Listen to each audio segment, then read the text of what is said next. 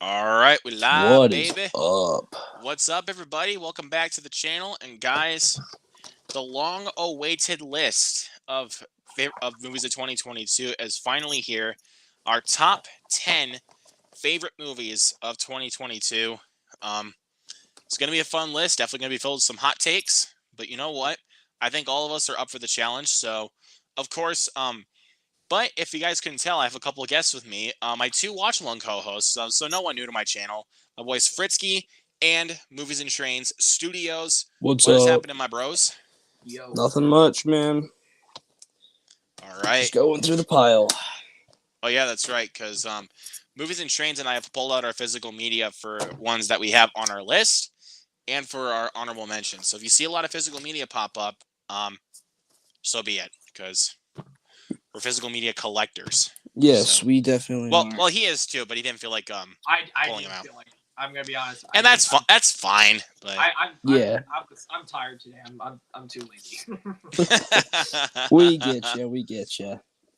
But yeah, but of course, since because I have guests, they are gonna go first in regards to their lists, and also we are gonna do honorable mentions first before we start our list.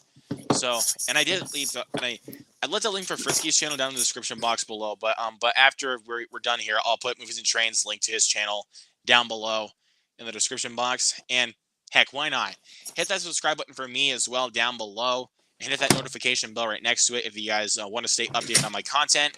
And also, give us that thumbs up as well, because it helps us get our content out there. So, what do you say, boys?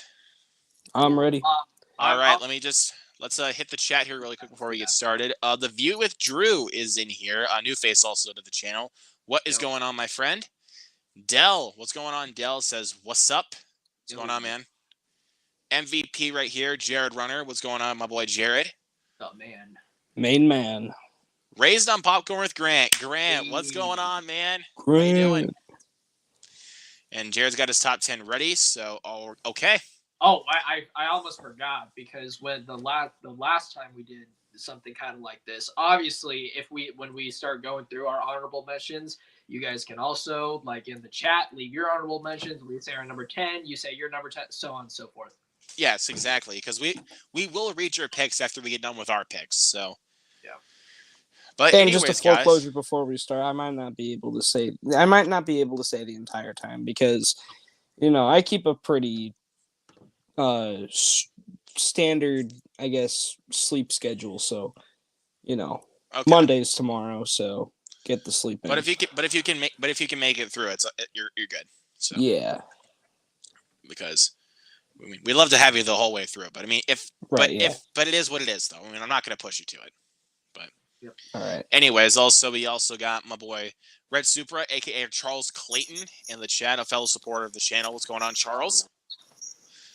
Anyways, guys, let's get started. So, ready to start. You go ahead.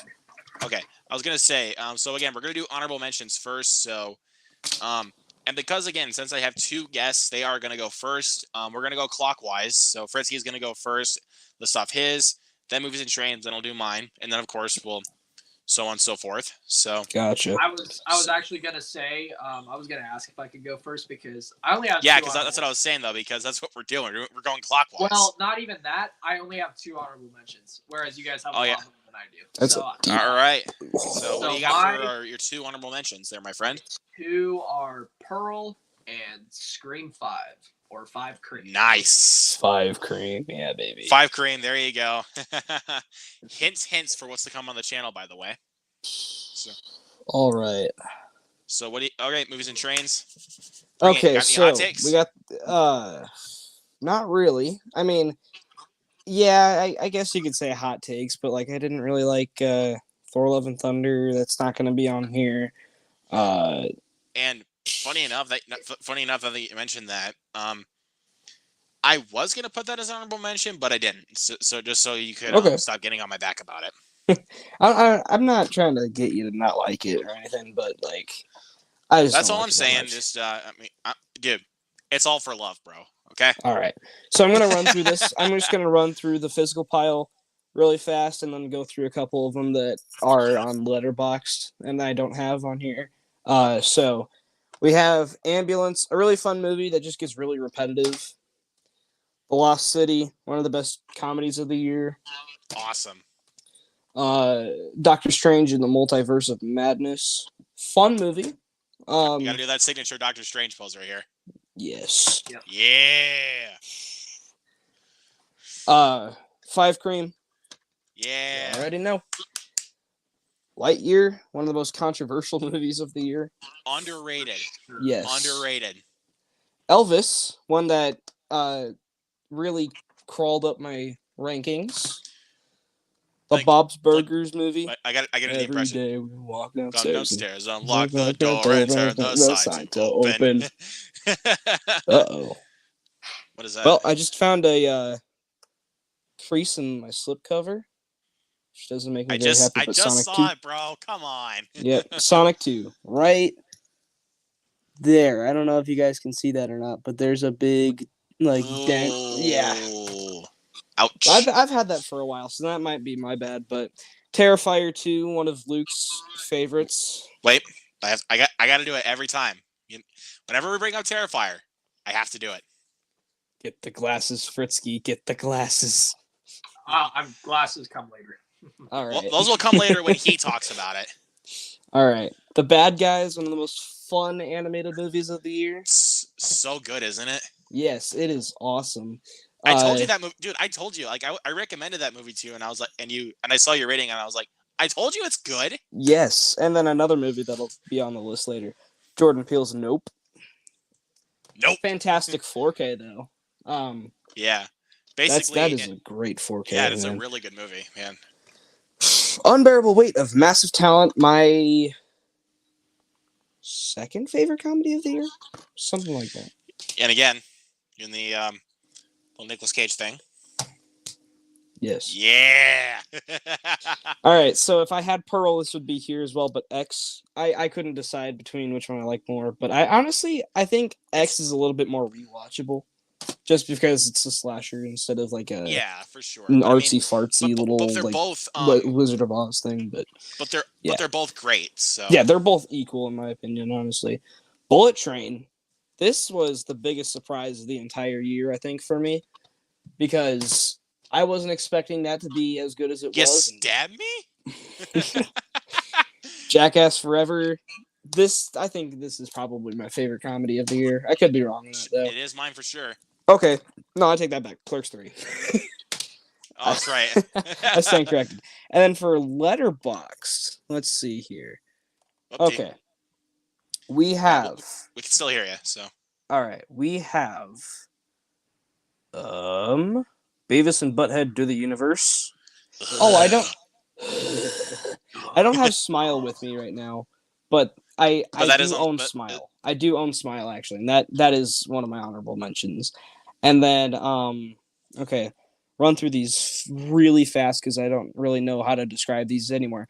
Chippendale Rescue Rangers, Mad God, Fresh, Black Panther, Wakanda Forever, The Atom Project, The Menu, which I need to get soon, Guillermo del Toro's Pinocchio, Prey, Barbarian, Weird the Al Yankovic Story, and Intergalactic. Nice. Great picks. And, honorable mentions done. And I think I'll run through the streaming ones first. Like the ones that I don't have that are my honorable mentions quick. And I got a lot. I'll just run through these before I get to my physical media ones. So, Prey, Guillermo del Toro's Pinocchio. I'm sorry, but RRR. That's one that I'll be talking about soon. I know. That's the reason why I said I was sorry. Anyways, Mr. Harrigan's Phone. Beavis and Butthead Do the Universe. Wait, did I mention that yet? Shut up. Wait. Shut up, Dillhole. Wait, try again. Shut up, Dillhole. Yeah, nice. I was trying to do that in my Beavis face. Or no. Hey, Beavis. Hey, Beavis. Okay, moving on. Anyways, hey, Hellraiser, Barbarian, She Said, which I figured I kind of cheated, so I just moved it back to 2022. So Okay. It was on my 2023 list, but I cheated. So I was like, you know what? I'll move it back. If anybody's going to start commenting and being like, you cheated, I'd be like, okay, I get it. Okay. Okay. I'm good. Actually, I should have mentioned the streaming wars and then the Werewolf by Night and Guardians of the Galaxy, but that's kind of Werewolf by cheating. So Night's I great. didn't. Yeah. Let's see. Weird the Al Yankovic Story. Yes, sir. Chippendale Rescue Rangers. Violent Night. One of the most fun theater going experiences I've had last year. I'm gonna try and get that on freaking Blu-ray fun. soon. Yeah, it comes out actually this week. So yeah, it does. It surprised me the turnaround speed on that one. Yep. And let's see. See How They Run. Intergalactic. Mm-hmm. Bell. And All Quiet on the Western Front will be my honorable mentions for streaming. Okay. So, physical this time. So, Lightyear, one of the most underrated movies of last year. I'm sorry. So good. It was a solid one. Let's see. One of my favorite comedies of last year, The Lost City. Too freaking funny. I'm sorry. That's your seatbelt. Daniel Radcliffe made that impression. Darling, Don't Worry, Darling. Sorry to all the haters, but that movie's awesome. Oh, and also speaking of Channing Tatum, Dog. Then we got Turning Red. Oh, yeah. I'm 44 years old. Why would I want to watch Croods 2? I've seen Face Off and Con Air. I have to do the quote every single time I talk about Massive Talent. Such a funny movie. What is your favorite movie? Paddington 2. Paddington 2. Face Off. And The Cabinet of Dr. Caligari, I'm pretty sure is. Yep. Then we got Clerks 3. And then Bullet Train. Multiverse of Madness. Baby. Yeah, this movie is freaking awesome, dude. It doesn't live up to the title. Multiverse of Madness, more like Multiverse of Midness. I'm like, shut up. Yes. This one got close to cracking in the top 10 at the last second, but The Menu, because I actually just rewatched this a few days ago. I love this movie. It's awesome. Nope. Sorry, Fritski, but I know it's on your list. You mentioned it, so. Okay. And then The Northman. And probably, I'm not sure, but wait, no, this is not it. But this is probably top 5 most underrated films of last year, in my opinion. Beast. Nice. That was actually a pretty solid one. Yeah, I watched. I was gonna see that opening weekend, but I didn't have time to, so I watched. So then when it was National Cinema Day, I did a double feature where I watched The Invitation and then went to see Beast. So and obviously, yeah, the latter was the superior one. Yeah, the one that I saw second was the better movie of the two, and the more fun movie of the two. Yes, definitely. And movies and trains. I'm about to devastate you right now. Uh-oh. The Banshees of Inisherin. That's not really devastating, but I get why because, it's not. Well, it got bumped out of my top 20. It stayed there for a little bit, but it got bumped out. So yeah. But it's because of a couple other movies that are on my list that we'll talk about. I will definitely mention Banshees of Inisherin. Yeah. Then The Woman King. You both of you, you need to watch The Woman King. Yes, master. There you go. But take it like you're thinking me as like a John Boyega, like because he's the actual king. Well played. Okay, now this was the most underrated movie of last year, Where the Crawdads Sing. In my opinion. Yeah. And then, of course, I had to put these two together because I have X and Pearl. I love both of these movies so much. Oh, yeah. I do think this one's a little bit better, but I kind of almost love these movies equally. Let's be honest, both of them are as good as they are because the other one exists. Yes. Yep. They definitely do work well together. Oh my god.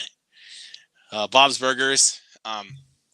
I did not think that film would crack the honorable mentions list because, again, if you guys saw my initial review when I saw it in theaters, I just liked it. I didn't love it. But, again, my kick on the show made me love the movie. So Initial rewatches made me love it as well. I haven't finished watching the show or even the first season, but I really like it. Very And good then show. another underrated comedy, Bros. And speaking of underrated comedies, we actually got some good comedies last year. Yeah, some solid ones. Vengeance. Yeah, it was good. And we're rounding it out full circle here. 5 Cream. Yeah. So we all mentioned it. This is another one that got bumped out of my top 10, unfortunately, but it's still here with me. Smile. Wait. And Fritski. With the lights, it looks so creepy. Fritski, you are going to be so mad at me right now because this got bumped down on my list. Terrifier 2. But look, it's close. A very, very close contention to be back in my top 10, but unfortunately, it got beat out. But I also know it's one of your top 5 horror films of the year too. So it's definitely top 2. It's top 2. That movie is awesome. Wait, I gotta do it again. Yep. I love doing that signature smile and wave. But anyways, let's hit the comments really quick before we get started here. And Luke, guys, we need to get ourselves glasses. If you know, you know. You guys. Yeah. But yeah, you guys are really having a lot of comments. Food's a little funny at the Clown Cafe. Oh. Art the Clown versus Ghostface. Art the Clown, bro. Easily. Art the Clown, bro. Yeah. So, Grant says Mad God was sick. I have not seen it. Sir. I honestly consider Mad God a 2021 film. Honestly, like if you want to call it 2022, okay, cool. Then I guess fair enough. But anyway, I mean, it was released at a.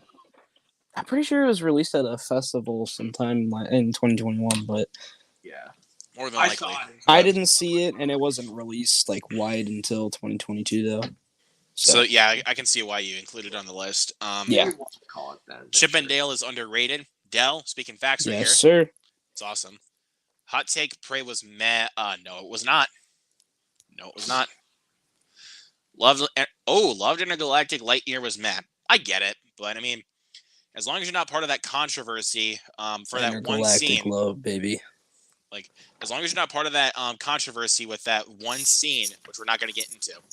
Yeah. I guess I could have pulled this out for physical, but I do own the soundtrack for Intergalactic. Nice. Right. Instead of saying yes, Master, you should have said yes, my lord. Freaking Jared, bro. Excuse me. And Dell says I still need to see Bros. Yes, you do. It was decent. It was funny, but I didn't love it. You can thank me for that digital code, by the way. Yes, I do thank you. Because I mean, the reason why I didn't use my digital code because I already knew my parents wouldn't like it because there's a lot of graphic sex scenes in that movie. So man, that movie, just the sex scenes alone were so weird. It's centered around two gay men. So I mean, okay, I was watching it on a day that I was sick with strep throat, so I was extremely tired watching the movie, and I was like, "What in the world?" I just definitely you're due for a rewatch. I fell asleep for 5 minutes of the movie, and I just woke up, and there's 2 dudes in bed, and I was like, "What in the world?" And then my mom walks in the room, and was like, "What in the world are you watching?" But yeah, just give it. But yeah, give it another shot, man. I think you might like it on a second watch. Yeah, I'll definitely. But the reason why I liked it so much was because I was the only person in the theater when I went and saw it. So, but anyways, we're gonna move on. Number 10, we're gonna kick it off right here. Fritski, again, we're going clockwise. So what do you got, man? Right. So number 10 for me is going to be. I will say there is kind of a jump between 10 and 9, but to kick it off, I have The Northman at number 10. Nice. I would say great movie. Robert Eggers is if you guys saw my letterbox, you saw, I'm sure, that I just recently rewatched The Lighthouse, and I finally did come around to it. And yeah, I think all 3 of his movies are awesome. The Northman is probably my least favorite of the 3. Nonetheless, though, even being my least favorite, it still is a great movie. It's definitely his most grand-scaled movie of the 3 for sure. I don't know, it's got such grand scaled production and whatnot. It's brutal as crap. Yeah. And yeah, no, Very brutal. It's a fantastic movie. If you like Vikings, I don't know what. If you haven't seen the movie, you are lacking or slacking. Pretty much, yeah. But I have to say, but if you guys turn it off within the first 40 minutes because of what like Vikings did, like in regards to, well, I think it was like when they were trying to act like dogs and everything. That's pretty much like what the Viking era pretty much was back in the day. So I can't really say that's like, but I understand that because it's weird. But you had to understand that though because that's how it was back in those times. So yeah. So, anyways, but enough ranting about that. Movies and trains. What do you got for number 10 there, my friend? All right, my number 10 is currently Triple R, RRR, Rise or Revolt, whatever you want to call it. So this one, it's an Indian movie. It's on Netflix. Go watch it. I think it had like a limited theater release or whatever. I didn't check it out until it hit Netflix, and it was so worth watching. Like the 3 hour runtime goes by so fast. It is a mix of so many different genres. It's an action movie. It's like a buddy friendship based movie. It's a musical. Like there's literally scenes where two dudes bust out into dance, and it's incredible. Like the dance numbers are insane. The action is nuts. Like there's just this whole scene where there's two dudes. One is on one is piggybacking on the other guy, and he's shooting a bow and arrow with fire on the arrows. And so good. So good. I will say, like, the one thing that doesn't keep it from being like number one or number two, the beginning, it takes a hot second to really get into it. Like, it's very weird starting off like the first 20 minutes, or yeah, they are strange. And then as soon as you get to the first action sequence, it's like, oh yeah, there's no stopping here. I'm gonna keep watching this. It's like off to the races from there. Yeah, it's definitely a great movie. Yeah, definitely a great movie, but there was some moments that were a bit too slow for my liking. So that's the reason why I didn't love it as much as you did. But I get that for sure. I understand like why a lot of people love that movie. I do. Just not quite the one that I would rewatch the most. Yeah, I get that. But number 10 for me was my favorite animated film of the year for a long time, up until at the very end of the year, that one film that took that spot, which we'll get to. That's The Bad Guys. I had a feeling. Again, if you guys missed our watch along that we did, go check it out. It was a lot of fun. I unfortunately had to miss that. I know, but you know what? Because but it would have been fun if he did come. It would have been a little bit more fun if he did come along. But we had fun for what we did. So. Yeah, I'm glad Jared liked it too, though. Yeah, he gave it a 5 out of 5, and I was like, my man.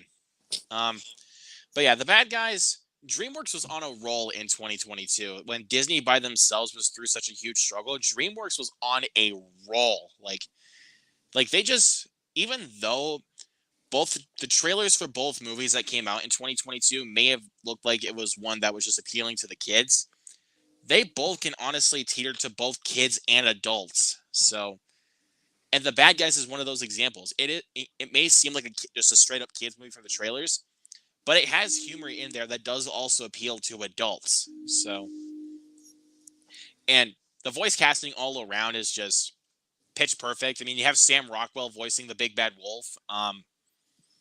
It doesn't get better than that, man, because I love Sam Rockwell.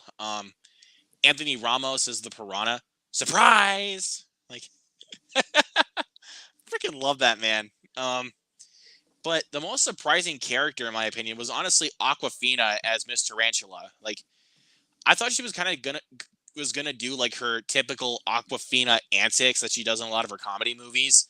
Yeah. But she's a little bit more subtle in this one. Yes, she does have her antics, but she's a little bit more subtle in this movie. Even though I loved her in Shang-Chi, she's a lot more subtle in The Bad Guys, which I really liked. And the animation, gorgeous. Just absolutely gorgeous. Yeah. and this and the another animated film we'll talk about here in a little bit. Had some of the People may best animation in the entire cinematic history. I don't. yeah, and they people may say that they copied off of Spider-Verse. I would say they're more like taking inspiration from Spider-Verse. Yeah, for sure. I wouldn't say that they're copying off them because copying off them sounds like a criticism. So, but anyways, but yeah, Gotta number 10, love the that bad movie. guys. Number 10 for Fritski is the Northmen, and number 10 for movies and trains, RRR. So let's hit the Number comments here. 9. Let's hit the comments here really quick before we get to number 9.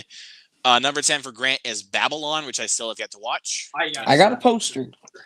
I got a waiting on- poster, but haven't seen it. How funny. You got a poster for it, but you haven't seen it. But yeah, I am going to check that out once it hits streaming. So, I will talk about number 10 Glass for Onion. Jared is Glass Onion. I love Glass Onion. Nice. Oh, God bless. I forgot to mention that one. Oh, That is an Good honorable now. mention on my Good list. now. Is for so glad I mentioned that now. So yeah, Glass Onion for sure.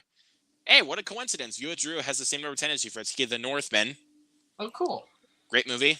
RRR was awesome. It's a runner-up for me, but I loved it and gave it 5 stars. It's a great movie. Thank you, Drew. I appreciate you. I was pleasantly surprised by the bad guys. I was too. I mean, Same. I was really looking forward to it, but it's just I wasn't like expecting it to be as good as I thought, like as good as it was. Honestly, it was really good. I had a chance to go see it in the theaters, but the person that I was going to see it with dropped out like last minute, so didn't end up going to see it. Boo! Made me sad. I know it made me sad because I was really looking forward. If you were to it. if you're in my area though, my best friend and I honestly would have taken you to see it because it would have been because I think you honestly would have loved it too. So yeah, I think it might have in the even made, theaters. like a better experience just watching it in the theaters, but I do need to rewatch it just to see if it holds up. I've already seen that movie like 6 times now, and I can't get enough of it every time I watch it. I think I've seen it. I watched it one time all the way through, and then I started watching it a second time, but fell asleep because I was late at night. So, well, I mean, even if you fall asleep during that movie, you still understand the movie though because you've already seen yeah, it. So. yeah. So, but anyways, Number 9. Numero nueve. Nueve. Yes, thank you. Because God, my Spanish is not up to snuff, you guys. But number 9, Fritski, what do you got? So my number 9, like I said, there's quite a jump from 10 to 9. 9 for me is going to be X. I think that that movie came right when I needed it because I remember what happened was it was during one of my last like take it for the credit kind of classes that I was taking in college, and I was like, you know what? I really need a good pick me up. So while I was in class, I looked on my phone at tickets for X. I said, yeah, it's in theaters. Let's go check it out. And I'm glad I did. Like it was a very last minute decision. Right as class ended, I went to the theater and I went to the movie. And I was the only one in that theater too at the time, so that made like it way more fun for reactions and whatnot. But yeah, no. Awesome movie. One of the best A24 horror films for sure. One of their best from this year, of course, and also made for a really good watch along on this channel too. So yeah, too, that's right. Great Mia Goth performance. I think objectively the Pearl performance is of course better. I think, but I really like Maxine and Pearl in X as well, though, of course. But yeah, no, it's a great movie. Yeah, and I was certainly not expecting what I got out of that movie when we did that watch along. That's for sure. But it was great. But I'm glad we movies and trains and I mentioned that already. So yeah. But anyways, number 9. What do you got? All right, Banshees of Inisherin. I already talked about this one. Take it away. Fritsky, did you end up watching this one? No. All right, go check it out. I've been screaming at him to watch it, bro. It's a great one. All right, so Banshees of Inisherin. Basically, it's 2 dudes who are like best friends, and then one day one of the guys is just like, hey, I don't want to be friends with you anymore. So then it like turns into this like wild scenario where the dude is like threatening to cut off his fingers if the other guy I don't doesn't. think we should spoil the movies too much, though. You know what I It's mean? it's really not like that big of a spoiler. It's pretty early on in the film that this happens. So it's like yeah, like this dude is like threatening to do wild stuff if this other guy doesn't leave him alone. And it gets pretty intense, like with stuff that happens like toward the end of the movie. So I really love this movie. I it's a perfect score for me. It's dark subject matter, but it's like very funny at the same time. Like the thing that really made me love it as well is just because it's Irish people and Irish accents are funny for some reason to me. So I have a really bad sense of humor and Irish accents are funny. So I don't know. That's fine. So yeah, I love this movie. Just to I don't know, wrap it up short, I guess. It's a great movie. And it's because of Martin McDonagh's writing that keeps you captivated from start to finish. Definitely. So yeah, if you guys love Martin McDonagh and you have not seen The Banshees of Inisherin, it's on HBO Max. Check it out now. Trust me. Well, trust us too. Actually, I should say trust us too. But anyways, number 9 for me. Kind of switched back and forth a little bit depending on what type of mood I was in, but I'm going with my boy Elvis. Cool. So, a lot of people were complaining about this movie because of Baz Luhrmann's style. Well, here's the thing. I've seen Baz Luhrmann's movies, like The Great Gatsby and Moulin Rouge and Romeo and Juliet. I've seen those movies. So I kind of know what to expect from Baz Luhrmann when I walk into a movie that says a Baz Luhrmann movie. And Elvis was that movie. So when I walked into it, because yes, I did see it in the theater. When I walked in, I was like, okay, I know what to expect. But I actually got to tell you guys a little funny story. So I saw it on the Tuesday after it came out on June 28th. So I got there pretty early, and the movie didn't start till 7 o'clock. And I think it was about 20 minutes until like the things like go up and everything, like the screens and everything, like for the instructions for the theater. The black foam was still playing, and I looked inside really quick, and I was like, oh yes, one of my favorite scenes. It was the final battle sequence, and I was like, bro, I have to watch this again. So I snuck in and watched that again before I watched Elvis. But thankfully, it didn't ruin anything because, I mean, I love this movie for sure. Austin Butler gives an Oscar-worthy performance as Elvis Presley, which I'm sure he's going to be a frontrunner for Best Actor, which if he is... He already won the Golden Globe. So yeah, I already know he's going to... Yeah, he was rudely interrupted in his speech, though, by the pianist, but still. Which is stupid. But, yes. But if he wins Best... But if he wins Best Actor, though, I'll take it. But obviously... Yeah. Brendan Fraser is honestly the big like front runner to take that home. But you know what? I'm still rooting for. I mean, I would root for Brendan Fraser, but I'm more rooting for Austin Butler because he really just transforms himself with Elvis, not just with the voice, but like with the movements and everything that he does on stage. Yeah, and now he's kind of just become Elvis. Yeah, exactly. That shows you how good he is in that movie. And a lot of people do complain about Tom Hanks's performance being very over the top as Colonel Tom Parker. But that's the way Colonel Tom Parker was back in those days. So I mean, I don't really have any complaints about his performance. He was good in the movie. It's just I don't know. Yeah. We're not gonna sit here and dwell on that performance for too long because what is there like we can't really complain about Tom Hanks honestly because the dude's good in anything he touches. So except for Pinocchio. He was fine in that movie. He was fine because he was a good fit for Geppetto. Yeah. But anyways, we're not going to talk about that pile of garbage. Anyways, but yeah, Elvis, that's my number 9. Movies and Trains, Banshees of Inisherin, and Fritski. Wait, what was it again? X. That's right. My memory's so cloudy now, dude. Come on.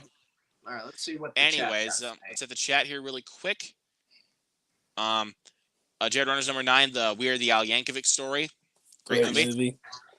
I love Rocky Road. That is such a catchy Weird Al song, bro. Another Let's see, one number bites 9 the for dust. Raising Popcorn with Grant is The Fablemans. I still need to see The Fablemans. I know these two are cussing me out right now for it, but don't worry. I am gonna watch it because because I told Movies and Trains this already, but I did pre-order the movie on 4K, so I am gonna watch it when it comes in. So. I did as well. Bring it, bro. Heck Boom. yeah. Can't wait to see that 4K. But unless Peacock gets it in before the movie is released on 4K, then I'll watch doubt it honestly, but yeah. Because I'm waiting for Tar to get on there so that way I can watch that. So Tar's going to be on there later this week. So okay. Let's see. Banshees is darkly humorous with great performances. Yes, it is. Lerman's style is fine. I didn't enjoy Elvis because of the extreme amounts of sugarcoating applied to Elvis himself. Well, it is what it is. That's kind of the way that I feel like that's kind of the way that Elvis was back in those days. Yeah. Wait, the thing is with biopics, I honestly think that like if they didn't sugarcoat a lot of things, then the movie itself wouldn't be as entertaining. Like Bohemian Rhapsody, Rocket Man. Yeah, Rocket Man to an extent. Yeah, exactly. Bless you, man. You probably should have muted your mic for that. So. You sneezed plenty of times on camera. Yeah, but I mute my mic for it. So. Yeah, usually. But anyways, we're not going to talk about that. But yeah, let's see. It was a track, not the pianist. The host said so midway throughout. Yeah, that was poorly planned. Oh, I think I know what he's talking about. The Golden Globe win for Austin Butler. Yeah. For that one night. So, yeah. It happened in a lot of speeches, though. The pianist or the track got a lot, like, really loud, but yeah, don't do that. So people at Golden Globes or the Academy, don't do that. All right, trucking right along. Number 8. I just want to say I do have to go, but do you mind if I run through my 8 through 1 really fast? Yeah, you can. After. Do you want to let Fritski give his number 8 first? Yeah, I'll let him go. Okay, go ahead. Let him go. All right, you can go first. Okay. Number 8. All right, this one was just dethroned from number 7. I'm sorry, Luke. I'm sorry. Okay, Top Gun Maverick. It's a great movie. It just doesn't hit me as emotionally hard upon rewatches, and I think I've just watched it too many times, honestly. But it's great. It's a fantastic movie. It's still like a perfect movie to me. Next up, Puss in Boots: The Last Witch. This man kept recommending to me, and I finally watched it today. That movie, man. I got to talk about it sometime on my channel. Just the villain alone, the wolf, so good. Such a creepy villain. Very terrifying. Yes, he is a terrifying villain. All right, next up, The Black Phone. The best horror movie of the year. I made you some breakfast. What'd you put in it? Salt and pepper. I have to do that every time. This face. Love this it. This face. Hang up the phone Love now. it. Love it so again, much. I have to do it every time. All right, number 5, Netflix movie of the year. I'd say Glass Onion, sequel to Knives Out. Such a great movie. Number 4 is Everything Everywhere All at Once. I need to rewatch this one soon. It crawled up the list a little bit from where I had it. But yeah, awesome movie. And great action, great performances. And then number 3 is a movie that we just mentioned, or kind of mentioned, The Fablemans.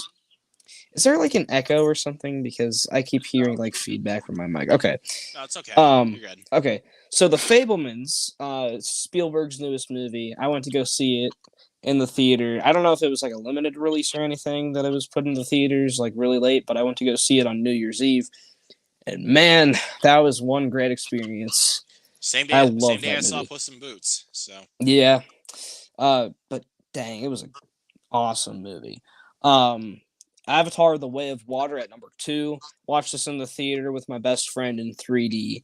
Such a fantastic experience. And then my number 1, The Batman. I'm vengeance. I'm vengeance.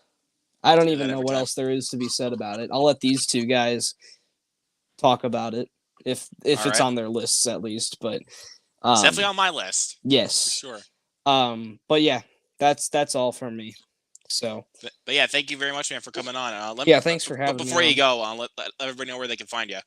All right, you can find me over on YouTube, same name, Movies and Train Studios. You can find me over at Letterboxd, same name. You can find me on Instagram, same name. Serialized in Music Board, pretty sure the same name. It could be wrong though. But yeah, that's about it.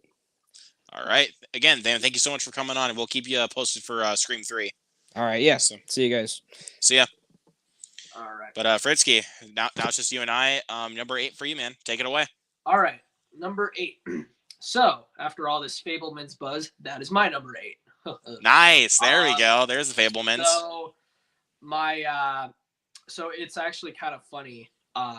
First of all, let me get out of the way that it's a top 5 Spielberg movie for me personally, which my friend and I were talking about that, and I know that is a bold statement, but you know what? Because he's got a lot of absolute classics on his belt. I mean, Jaws, Raiders of the Lost Ark, Jurassic Park, Saving Private Ryan, Schindler's List, E.T. Like, we can just name his whole filmography, right?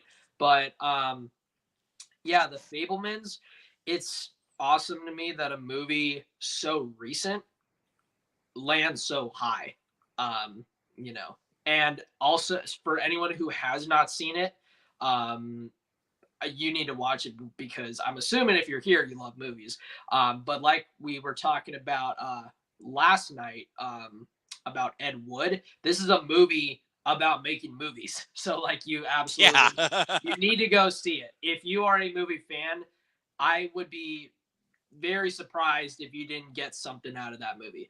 Or if you didn't like it.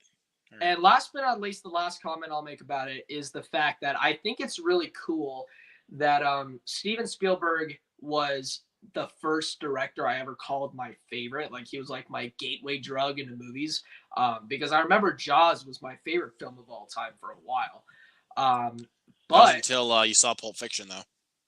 Actually, it even went a couple other movies like in between. It was The Empire Strikes Back for a little bit. Anyway, but we can talk about that another time. So Spielberg was my first director that I could call like one of my favorites. And for those of you who don't know, this isn't really a spoiler because if you look at IMDb, he's there. But David Lynch has a small couple-minute cameo guest appearance as he plays John Ford in the movie. And if any of you somehow, some way haven't been active on Luke's channel, you've heard me talk about David Lynch like pretty much every stream. He's kind of like crazy, bro. But you know what? More power to you. He is my favorite director of all time. And yeah, I would be surprised if anyone who is a loyal viewer on this channel didn't know that. Yeah, he is my favorite director. And I find it really interesting that my favorite director of all time plays a small role and appears in a movie directed and is about my first favorite director. So that's awesome. Like, that is a 2 director sandwich if there ever was one. Yeah, it's like a perfect combination for you, and I could definitely see why. So absolutely.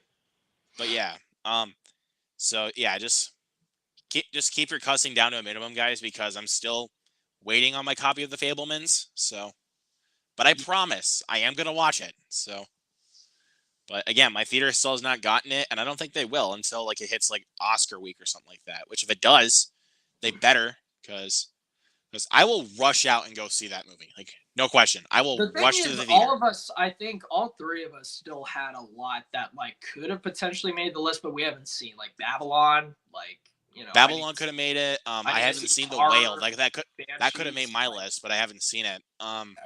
Marcel the Shell with Shoes On could have made my list, but I haven't seen it. So yeah, don't get mad at us, guys, for movies we haven't seen. Like Didn't get around to it. or not just that, or films that could have stayed in the list but they didn't. Like for me, Terrifier 2 could have stayed on my list, but it didn't. So Yeah. So but anyways, number 8. Probably my favorite theater experience I've had all year long. That goes to Jackass Forever. nice. So yeah.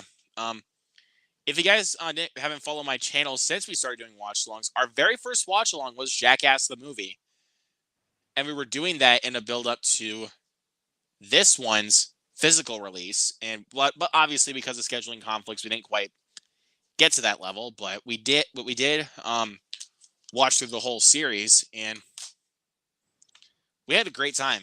So you guys should know we're Jackass fans around here. Fanatics, more like, I should Fanatics. say. You better because I don't know, because maybe even if we came together, we could even film ourselves doing a Jackass stunt. Like that would honestly be kind of fun. Like if you say you call me and you say you want to do a Jackass stunt, and be like, on my way. So watch. Well, seeing as how it's Arizona, what if you can't? Like, not obviously. I know you wouldn't come during the summer, but if you were here during when it's hot, it would be so funny if you we had an opening shot like in the pool, and you say, "My name is Luke Ponto, and this is Chicken Fight," and we have like a big chicken fight brawl in the pool. That'd be fun. Or basically pool boxing. We could do that. Pool boxing. Pool boxing. Oh man. Like, because how they do. I mean, but obviously we're not going to spin around like they do with Dizzy boxing in 2.5. But yeah, exactly. But we would do pool boxing, basically, where we just fight each other with boxing gloves in the pool. That'd be crazy. I mean, yes, I know that's safe, but it is a stunt. So don't come at us. But the stunts in this movie, absolutely gut busting. Like, I could not even hold, dude. Like, there was not a single moment in this movie there was not a single moment in this film I could even hold my laughter. Like, no, I was laughing endlessly throughout this entire movie, and for good reason. And let me see if I can. I mean, I know you guys have seen it like many times throughout my stream, but I am going to point it over there because I have a Jackass Forever poster over here. Yep, you sure do. And for good reason, because, well, not really just for good reason, because great reason. not just that, because when I saw that in theaters, they had a poster out front for it, so I was like, well, I'm taking it home. Nice. Nobody's and no theater employee is gonna stop me. Yeah, I'm taking it home. But yeah, Jackass Forever, easily my favorite theater experience of the whole year, even though it's not my favorite of the year, but it is my favorite theater experience because I was just having a good time laughing so hard. And, well, maybe the magic trick stunt I didn't really laugh, but I was more like shocked at. Yeah, same here. But the result, like when it which one is it? How do I say that? Like when he comes out of the hospital, was funny. Like, yeah. Well, and especially the way he was like, that bull didn't like in magic. Like, y'all, like, let's give a round of applause for Johnny Knoxville. Yeah, like sure. That man can put himself through pain, and he does not care. Like, best documentary of the year on Letterboxd, well deserved. For Jackass 4. Or is it 4.5 or is it just Forever? It's Forever. Okay. And it's well deserved, man, because it is one of the best movies of the year. And if that movie stayed as my number one for the rest of the year, everybody would be like, what? Well, yeah, exactly. But I know you have it higher on your list, but we'll get there. See. We'll get there. Let's see. Are you sure it's salt and pepper and nothing else? Yep. Black phone joke. I get that. Let's see. Number 8 is Petite Maman. I don't know. Heard that one. Let's see. Some sugarcoating is expected, but this movie points Elvis as faultless and innocent in the events of his own life. Well, that's the way he was until like the last 4 years of his life. Yeah. So, anyways, hi, my name is Jared Roner. Welcome to Jackass. Yep. Yeah, Jared can do our intro. Yeah, basically. Well, whenever we do A meetup. Yeah, a meetup basically. That's kind of our. Well, obviously we're not going to copy Jackass. Like we're just because if people think like the stunts we do is just copy of Jackass, we're taking inspiration behind Jackass. Yeah. Because the Jackass guys are some of our idols. Oh, thank you, Grant, for clarifying. It's the movie that he pointed out as number 8 is a French movie. So, Cool. Eddie, what's up, man? One of our guests last night for Scream 2. If you guys didn't know, best one was 2022, and for his opinion is Barbarian. Good pick. It's a good pick. It's an awesome movie. I mean, okay, I have to say, like, if you predict like any turn that happens in that movie, I'm gonna say you're wrong because you cannot predict a thing that goes on in that movie. Even if you clarify yourself as like the smartest person in the world, if you claim that you know everything going on in Barbarian, nuh-uh. Don't tell me that. Yes, Barbarian is awesome. I still remember that guy. Yeah, that's pretty iconic. That scene made me bust out laughing. Great intro. And it's definitely like the most like big intro of any of the Jackass movies because you can tell that they put most of their budget into that scene. It's definitely the best intro for me. For sure. Definitely the best of all, like the best intro of the Jackass movies. Maybe besides number 2. Yeah, I like 3 too with Beavis and Butthead. That one's good. Oh yeah. Good evening. I'm Butthead. That was definitely Tootie. Also, I have to say that like the intro is like a really good way to say, all right, guys, prepare yourselves. Not only have we the Jackass is like never before. Not only have we in 3 dimensions. Not only have we raised the stakes higher, but there's going to be a lot of dicks, and there are a lot of dicks in that movie.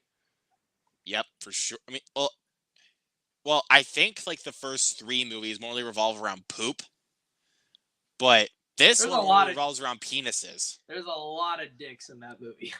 That's like the most like amount of penises I've ever seen in a movie before. Probably same here. Well, I guess it kind of depends if you've.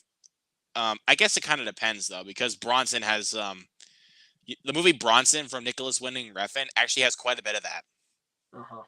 So yeah, if you guys are squeamish to that kind of stuff, don't watch that movie.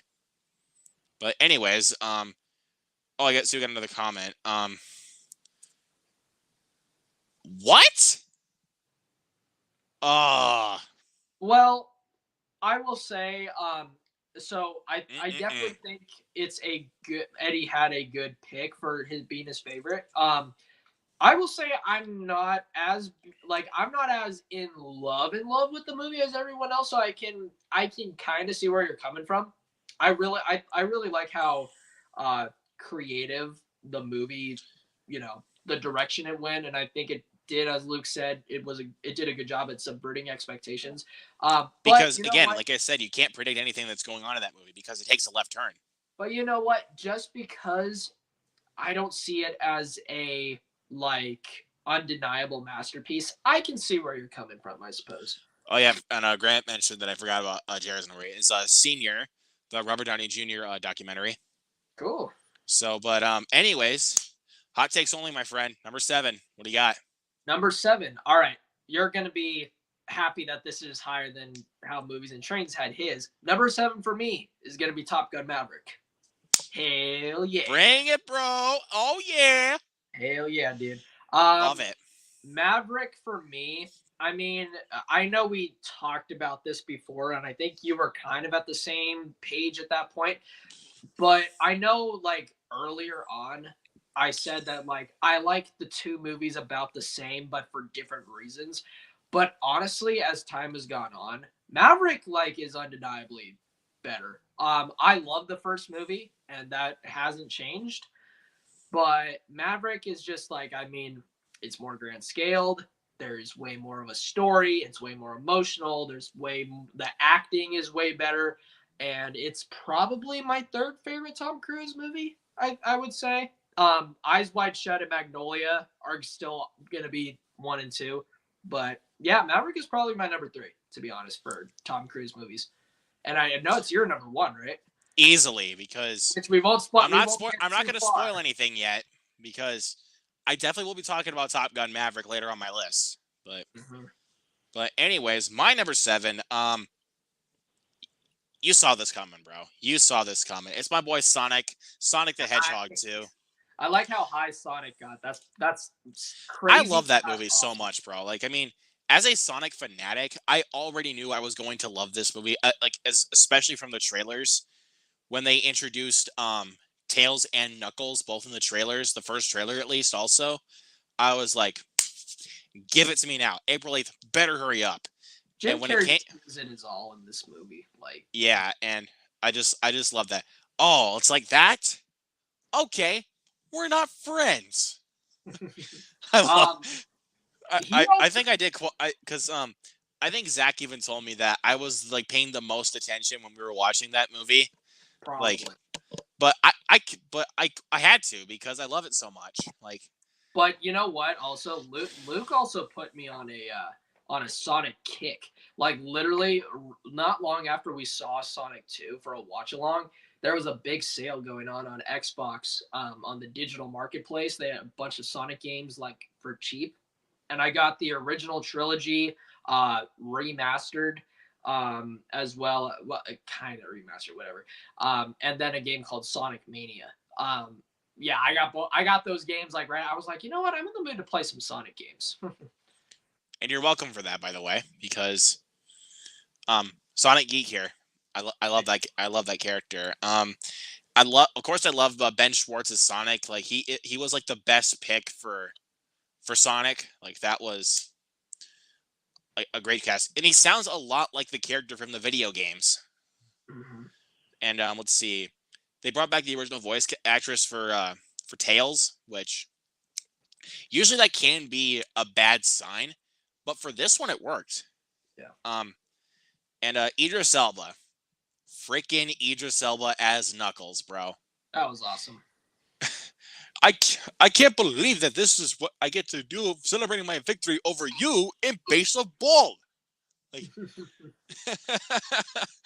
his comedy in that movie is just genius. Like, yes, it may just appeal to kids, but I mean, but again, like I said with the bad guys, it also has a good way of appealing to adults also, because and also to Sonic fanatics like myself. Video game movies, honestly, in general, are like getting progressively better. I think because Sonic 2 is pretty good, and also Mario looks good. So Mario looks amazing, bro. Like I don't know what you're talking about. Just looking good, bro. Well, I'm saying looking good because I don't want to. I'm giving you a hard time, man. Calm down. Because I don't want to jinx myself. That's all. But it's gonna be great. I mean, I'm already calling it. It's gonna be great. I mean, I hope so. You already know that I'm gonna love it though, because I'm like the biggest Mario geek that you know. Like, exactly. And well, I mean, yes, the voices may not match the characters from the games, but who cares? I don't. This is a Mario movie, not a Mario. This is a movie, not a game. This is a movie, and I think they got the casting choices better than the actual live action '93 movie, which we're not going to talk about. No, because let's see, we have Chris Pratt as Mario, which is a much better casting choice. Charlie Day as Luigi, Jack Black as Bowser, Anya Taylor-Joy as Peach, Keegan-Michael Key as Toad. I think it's Fred Armisen as Magic Koopa, if I remember right. Or basically he's known as Kamek, but it's Magic Koopa. Yeah. And I think we also have Corey Payton as the Penguin King. That's cool. So yeah, you can tell we got a good cast on our hands here. But anyways, but yeah, Sonic 2. What else can I say, man? It's too good. Go check out my review if you guys haven't already. It's an awesome movie. Let's hit the comments here really quick before we keep going. Jared's number 7 is Ambulance, the Michael Bay movie. Nice. Good. It's a good movie. There we go. Grant's number 7 is Pinocchio. I almost said Tyler because I literally just saw a text pop up on my phone. So, did love Maverick though. Virtual fist bump, Dell. Virtual fist bump. Gotta go fast. Yes, sir. Tiny Magic Hedgehog destroyed. I love that.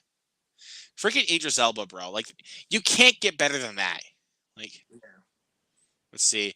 Movies and Trains is in the chat. So All right. let's see. Let's see. Oh, forgot to. Goose. Hey, look who's here. The Yeah, Goose. look who's here. Goose, drop. We're also, as we go along, we're dropping our favorites. So if you want to go on Letterboxd and take a look, join with us. Do your top 5 or something. Yep, for sure. Numero seis. Numero seis. There you go. Okay, I had to remember for a second because my Spanish was no, freaking. I'm not. I don't have. I'm not very fluent either. But anyway, number 6. So number 6 for me. Jackass 4.5. Oh, I'm kidding. It's Jackass Forever. Good one, dude. That would be crazy if I had 4.5 above Forever. That would be nuts. But anyway, I think I got you for a slight second there. But yeah, no. So Jackass Forever. I think I've come to the decision lately. I think it's the best Jackass movie. Yeah, I think it is. Like I think that not only have I okay, stutter. But here's the thing, right? I think it's crazy that even though the original cast is obviously the oldest they've been, they did not let that affect the movie or the stunts at all. If anything, the stakes have been raised higher in these stunts more than any of the other movies or the show, of course. And yeah, no, it's like despite that they're all a little older, we have some of the craziest stunts like ever performed in the series. Like the Silence of the Lambs stunt, basically, or well, it's actually more of a prank. Where Yeah, that was crazy. that was really really funny. Like especially when with Aaron, like when Johnny Knoxville had like to trash bin what are they called can like frick, what's the term? Because they're like tops that you put on there. Like, are you talking about the Silence of the Lambs one? yeah, and he has like both of them in his hands, like because you see it from the camera. I think it's like a helmet cam or something like that, or basically the night vision glasses. When he goes up to Aaron and then, chunk. Oh, you're talking about the lids. Okay. Yeah, the lids. Thank you. That's what it was. The lids. Okay. I don't know. For some reason I kind of like wanted to. Yeah, I think they played Aaron very dirty in Jackass Forever. Yeah, but you know what? That's what the guys do. They always play Aaron dirty. But I have to say, I can't talk about this movie without saying what I think was the worst one. It's between two. Steve-O with the bees on his dick. That was like that. Here's the thing: is I'm already scared of bees, so the limousine one was already terrifying from Jackass 2, but this was worse, definitely. The beehive limo. Yeah, but that one was bad. Like that one was just evil. This one though was that was worse, I think. But then the other one I would say too. I would also say that the what is it called? The cup challenge? The cup test. The cup test? Okay, yeah. So, oh my gosh. I think it's crazy that they have one of their way earlier stunts, games, whatever you want to call it. That's what they did. That's what one of the ones that they did on the TV show. On the show. But oh my gosh, having the heavyweight champion on there, Francis Ngannou, bro. Yes, and the countless other things that happened, but I think the worst was the pogo stick. Like, oh my god. Made his nuts bleed. Yes. So there you go. Jackass Forever. Amazing. Okay, now that we got that out of the way. All right, number 6 for me. Wakanda Forever. Had to do the signature pose. This was easily the best movie that Marvel had to offer throughout in the entirety of 2022. Even though they had a pretty good year, though, I'll give them that. They had a good year, like Doctor Strange and the Multiverse of Madness. Yes, Thor: Love and Thunder, and Guardians of the Galaxy Holiday Special and Werewolf by Night. Those are all great in my opinion. But Wakanda Forever stood out amongst the pack because if you guys know me personally, and Fritski and I are not the biggest fans of the first movie. Like, we both like it, but we're not like diehard fans of that first movie. Like, everybody is like, it's like, oh my god, best MCU origin story. And I'm like, there's no way. Oh, it's not. But Wakanda Forever subverted my expectations because I went in with very low expectations. So I was like, okay, this is a sequel that probably is not even going to matter. But man, was I wrong. But this was one of two films, but the other one's not on my list, that I completely ate my words on because I thought both this and Avatar The Way of Water were not going to be good movies at all. But this one, I really ate my words. For sure. But, all for the better, man, because I loved this one. Letitia Wright, great as Shuri. I loved Okoye. I loved Queen Ramonda. I loved the entire cast. And Namor was an awesome villain. Probably my favorite of the Phase 4 villains besides Wanda from Multiverse of Madness. But because Wanda was such a great villain in Multiverse of Madness, and you understood her motivations. Also, I think it would be unfair to count like any of the No Way Home villains because they've been in previous movies. So yeah, and I did love the actual Mandarin in Shang-Chi. Like, yeah, he was a really good villain. But yeah, I think Namor is probably my favorite villain of Phase 4. Not my favorite MCU villain though, but he is definitely probably either top 5 or top 3 for sure because I love Namor. He is an awesome villain. And basically this came out before, this basically has the Talikins that are also blue people before James Cameron could even release Avatar. So, suck it, James Cameron. No offense, but Wakanda Forever is better than The Way of Water. I said what I said. But, and I know Fritski is not a big MCU guy anymore, but I'm pretty sure you would agree with me on that front. What on Over the Way of Water? Yeah. Yeah. But and I'm still trying to get you to watch Wakanda Forever. I'm telling you, it's a lot better than you think. I will at some point for sure. It's a lot better than you think, man. I'm telling you. Yeah. I'm just saying. I'm losing respect for James Cameron because of his ego. That's the reason why I'm like just respect where I'm coming from. Okay, please. Unfortunately, we're all entitled to our own opinions, and if we want to think that the guy who's the latest and greatest right now, like if we don't like him, it is what it is. It's mostly because of his ego, freaking because he thinks that I'm going to go see Avatar: The Way of Water more than once in theaters, which I didn't, and I don't care to. I'd rather go get my support of films like one of the ones that's coming up on my list and Missing. I'd rather do that, honestly. Those are much better films. Yeah, but and plus more investing, and they're not really sleeping. And basically, by the third act, my eyes weren't getting drowsy. So, boom. Anyway, so Charles says top 5 are Top Gun: Maverick, Sonic 2, The Batman, Del Toro's Pinocchio, and Avatar 2. Wakanda Forever as an honorable mention. Nice. Cool. Number 6 for Grant is Everything Everywhere All at Once. Great movie. Nice. Danger Aaron deserves a vacation. That's what they did to him. Yep.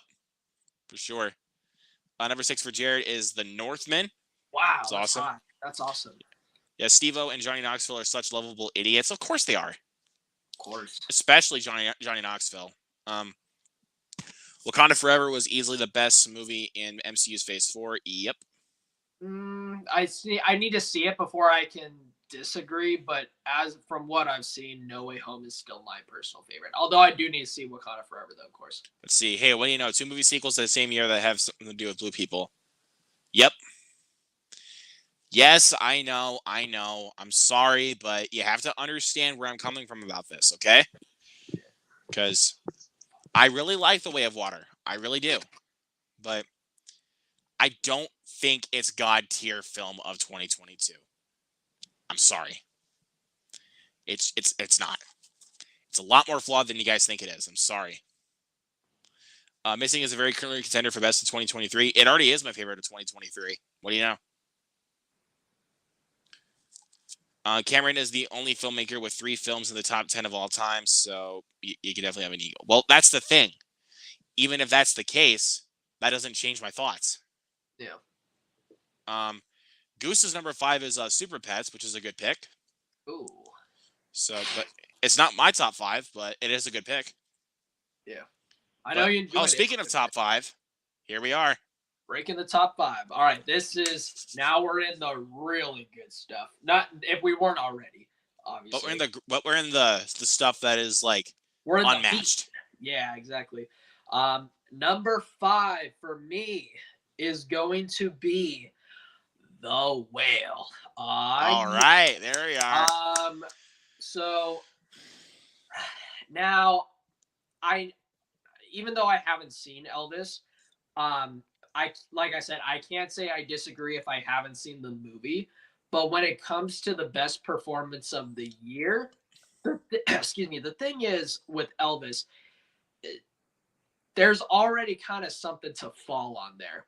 You know what I mean? Like, because Elvis was a real guy, and I guess you could make the argument that The Whale is an already existing play. I guess you could say that if you really wanted to. But at the same time, though, I think it's a lot more hard to nail a fictional character more than it would be like a real person, in my opinion. You know what I mean? Like, Brendan Fraser had to fully embrace the character. And I don't know, he just gave so much to the role. And like I said, I can't say that he did a better job in The Whale than, obviously the lead performance in Elvis. I can't say that because I haven't seen Elvis, but I will say that from what I've seen, Brendan Fraser gives the best performance of the year. The Whale is an amazing film, for sure. I know I still need to watch it, but I mean, because I told you the theater that's 45 minutes away from my house is playing it, but I need to. I'm still trying to kind of get my best friend to go see it, and I kind of feel like I'm kind of starting to drag him here to go see that movie. But you know what? I want to see it, bro. Come on. Yeah. But I know you're kind of getting at me for it, but I'll get there. Okay. Yeah, I'm not getting at you at all. It's like, I mean, I know you wouldn't try to get at me for it, but I'm just saying like in regards to like other people that like absolutely adore The Whale also. So but here, give your number 5. I gotta yell at Goose real quick. But no, you can do that quick.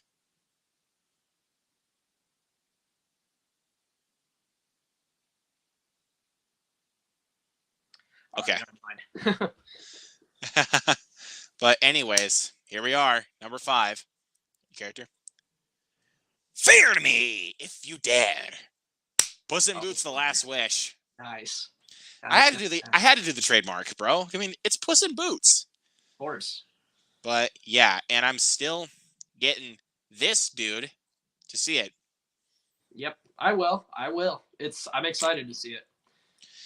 Yeah, because again, Movies and Trains pointed it out because I told him, like, I kept begging him to see that movie on the big screen, and I'm doing the same thing for you because it is such a great movie to see on the big screen, and plus, getting to see see the animation just pop on the big screen, like very much so inspired by Into the Spider-Verse, but it really, really works for its favors, and it's a very dark film in regards to its tones. So, yeah, it's very, very dark. And it's basic, and a lot of those tones are not for kids.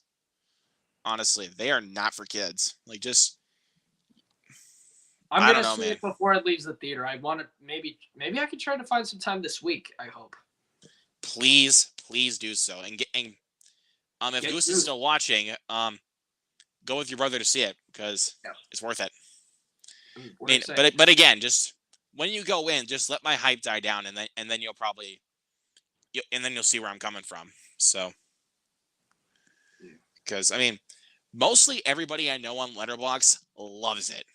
Like, and let me look at the average score really quick on Letterboxd, as I have my iPad right next to me.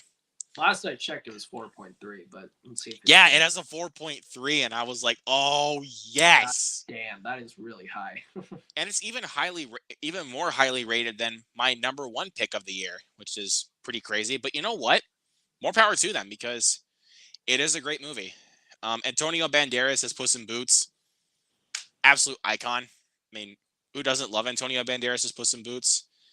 I am Puss in Boots. I laugh in the face of death.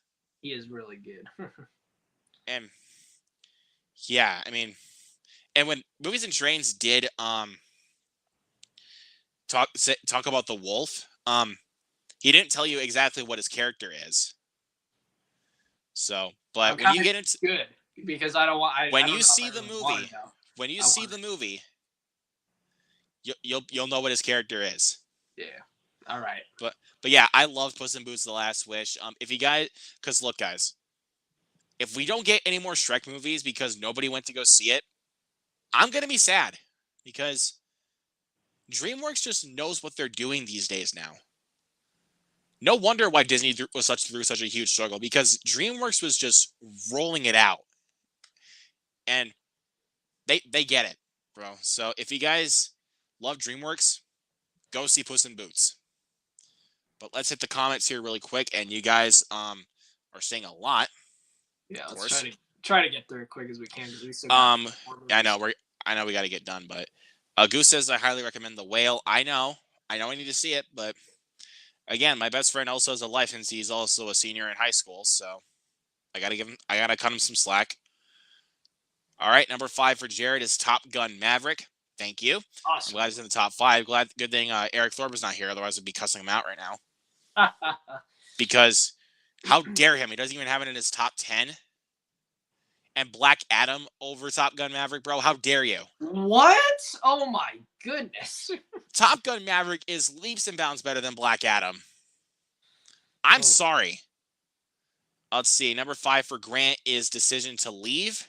Okay, I still need to check that out. I think they're talking about those spam sex bots, but I don't see them. Goose, how did it get there? Yeah. Intense and Eerie Whistle from El Lobo. Yep. Facts. Factual information, man. Puss in Boots is so good. I mean, it's not just so good. It's awesome. But as I said before, this film may have humor that's also targeted towards kids.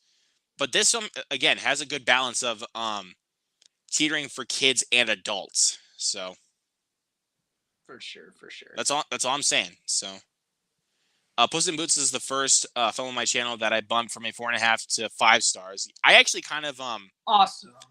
I kind of actually inspired him to bump it up to a 5 out of 5 because I told him I could not find a single complaint I even had with that movie. It's flawless to me. It's flawless. I'm really excited to watch it. Just watched Puss in Boots a couple of days ago. Really enjoyed it. Wow, you weren't kidding. There are no haters for Puss in Boots around here. Yeah, you're hearing nothing but great things, bro. That's really motivating you to go see it. Yeah. And Goose wants to go see Puss in Boots. Yes, please go see it. We'll see it this week. And I'm gonna block that. There we go. Okay, now I got the bots taken care of. All right. Yeah, let's see. It's got a 4.3 out of 5. It's got to the top 130 narrative features on Letterboxd. Yeah. Can I just say that is crazy. Like, you're talking the top 130 films with the narrative of all time on Letterboxd. That is insane. And especially for an animated movie, and for one that came out this year, like, that is insane. And I know Fritski already knows this, but I've already seen the movie twice in theaters, and I want to go see it a third time. Honestly, it's that good. Let's see, and yes, I did inspire him to move it up to 5 stars. So, I heard. Very funny, Eddie. I didn't think we were telling jokes today. Just kidding, Eddie. I love you. I love you, bro. I love you. That was funny. That was pretty funny. that was funny, but I mean, but I love you, Eddie. Anyways, here we are, top 4, man. What do you got? Hot takes only. All right. This is one that you have seen me talk about quite a bit lately. Marcel the Shell with Shoes on. Yep. I still need to see it though. So I'm gonna be 100% honest. I knew I would like it. I even had a feeling it would be in my top 10. That's why I made it kind of a priority to watch it actually before we did the live stream. Sadly, didn't have enough time to see Babylon or Tar or Banshees or some of the other ones that might have made it in. But Marcel was honestly, I'm going to be honest, was probably the one I was the most excited to see out of all those. Just because it looked like a movie I would really, really like. And I was not wrong. Also, I don't know. So my buddy Nathan, I love you so much, Nathan. You're my homie. So this is not a hate comment towards you at all. But I have to say, he had a very interesting question. He said in the comments, is it weird that I feel like I would not care about this movie because it makes you care about a shell? And I was like, what? I was like, but isn't that what most isn't that what a lot of animation films do though? Like, look at Pixar, makes you care about fish with Nemo, or heck, even like Puss in Boots, it makes you care about a cat. About a cat with the little hat with the feather on it. And a cat with a sword. Yeah, so it's like that's most animation movies, or not most, but a lot of them are gonna make you care about quirky characters, but that's what makes it fun, Like you need, or heck, even the bad guys, it makes you care about these animal criminals, even though they're bad guys. Here's the thing: is I think what it comes down to is these are family films. We don't need to be so harsh on them unless they're outrageously terrible or something. Like if they're outrageously terrible, something like Dougal or something like that is atrocious. Yeah, like if it's a kids movie that genuinely is really not well made, fine. Then we can get critical on it. Let me see. I think I have a couple that I can name off with that. I'm not meaning to interrupt. It's just no, you're good. I'm just that are also that would probably be on my my worst list. Like I did not like Strange World whatsoever. The Munsters is supposed to be a family movie that doesn't even appeal to kids. Yeah, we've said this before. I think Rob Zombie made that movie for himself. Pretty much he did. So that's why it was terrible. I mean, and Rob Zombie, I know you love your wife, but quit hiring her to be an actress in your movie. We get it. She's pretty fun. And that's to you. And that's I don't find her attractive. And that's even a debate. Yeah. So anyways, finish up. Back to what we were saying. So yeah, Marcel, it's extremely creative. It's very, very well made. And it's just one of those movies where I'm sorry, but if you find the movie outrageously if you are one of the few people on earth that hates Marcel the Shell with Shoes on, you are a really heartless human being. I'm sorry. That is that movie filled me with so much joy. It made me so happy. And I had a great family viewing watching it too. It was awesome. And it cracked in my top 10 of 24 films too. Good pick, man. I'm still wanting to see it though, but I don't want to rent it. I want to be able to watch it for free.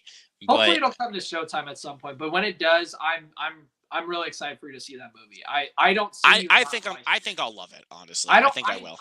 I do not see you not liking it. Because I mean, if you couldn't tell by some picks on my list, kids movies have honestly been great in 2022. So, heck, this is number 4. So yeah, and it is a kids movie. So. And I just saw it 2 days ago. So yep. Number 4 for me, speaking of A24, their best film in my opinion, Everything Everywhere All at Once. Basically gave Doctor Strange in the Multiverse of Madness a run for its money, but being more original. Yeah. And Michelle Yeoh won the Golden Globe for Best Actress. I hope she wins it at the Oscars. But the big standout for me was actually Ki Huy Kwan. Yeah, a short round from Temple of Doom and Delta from the Goonies. Let's be honest here, he had the best speech out of anyone at the Golden Globes. He had the best speech about. And I'm glad he won. I'm glad he won for Best Supporting Actor because he deserved it. Yeah, because this was his big comeback. So I will say real quick, if you don't mind, I'll say a couple of comments about the movie. So I'm kind of infamously known for not really liking the movie as much as everyone else does, pretty much. But you know what, though? I do have to say two things. One, I'm really happy about what that movie, means to not just to movies this year, but to film in general, because I think it's like out of not just this year, but out of like the past couple of years since this decade started, really, I think it's made like the general audience interested in smaller indie films again. Like, and Everything Everywhere, like, arguably was the most popular one of this year to do that. So you know me, I support movies like that way more than I do like blockbusters. So it's like I am very happy for, what that movie means to the industry right now. And Dell's speaking facts right here. Even though I love Multiverse of Madness, but Everything Everywhere All at Once is better and it's more original. So Everything Everywhere is way more creative than Multiverse of Madness, for sure. And actually, believe it or not, Everything Everywhere All at Once lives up to the title. So, but anyways, yeah, I loved Michelle Yeoh in this movie. She was incredible. Probably her best performance, in my opinion, of her entire career.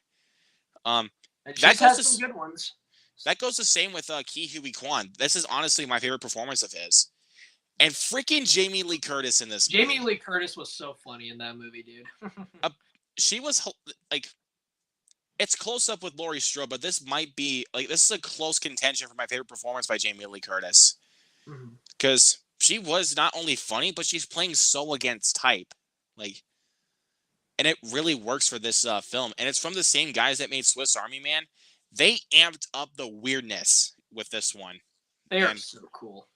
And I can't wait to see what their next movie is. So yeah, I have to go with Everything Everywhere All at Once. And the top four are the movies that cross into my favorites of all time.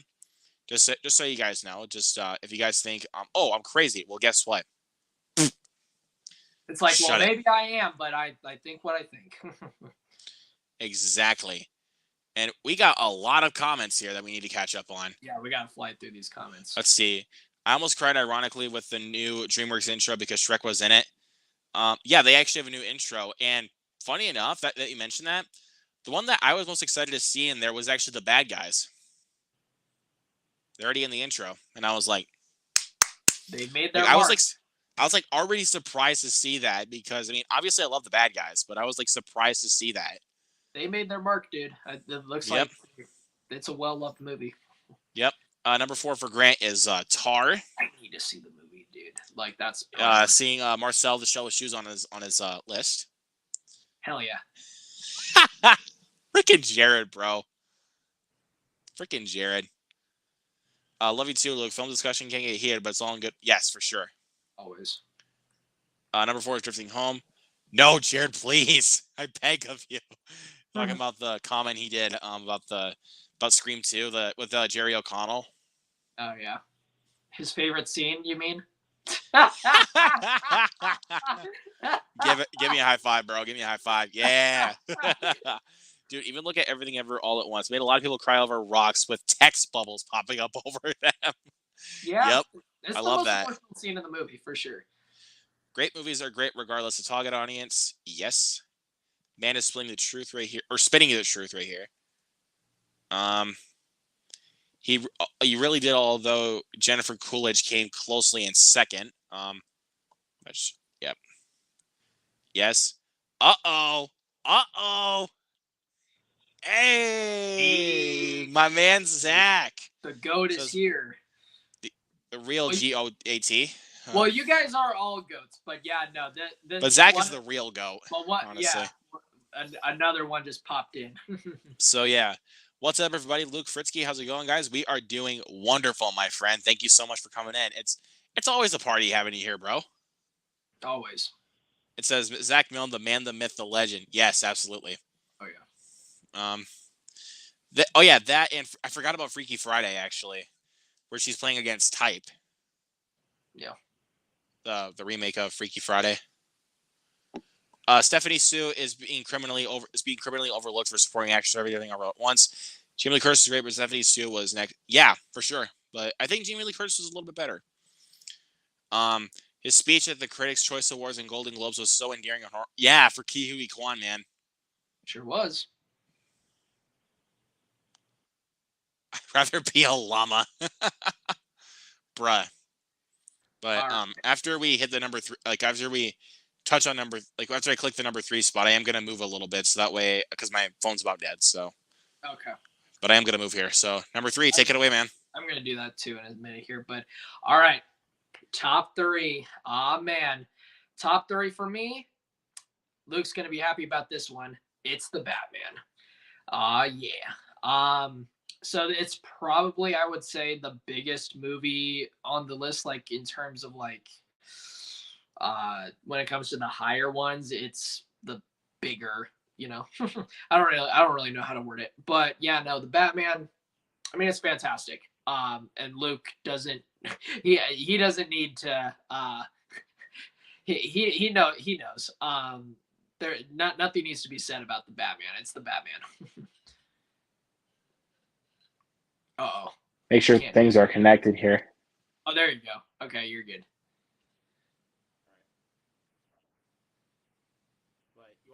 Uh-oh. Hold on, I can't hear you that good. Like, I can hear you, but you sound like you're 3 miles away. Let me just refresh it real quick. Okay. All right. Fritski, take over. I guess I'll keep talking about the Batman in the meantime. So the standout for me personally, there were a lot of elements of the movie that I really love. But I have to say the standout though above all was for me Paul Dano. Paul Dano as the Riddler. I mean, I think the best live action Batman villain is always going to be Heath Ledger as the Joker. But number 2 and giving him a run for his money is Paul Dano as the Riddler. I mean, such a great depiction. Got the Funko Pop right here, and I know Luke does too somewhere. It's on my shelf, so. But yeah, no, I love so many things about the Batman. Like it's the best Batman depiction for the atmosphere that I love about Batman. Everyone's got their taste. Like Nolan's atmosphere is different than the 89 Batman or the Val Kilmer Batman. Like everyone's got their own thing. I like the really dark atmosphere that the Batman has to the film. Robert Pattinson is great. I love the fact that we had technically 4 villains, you could say. Well, one is more like an anti-hero, I guess. But yeah, no. I think that the juggling of all the villains was really well done. The Penguin was great. Even Falcone, awesome. Carmine Falcone. He was so good.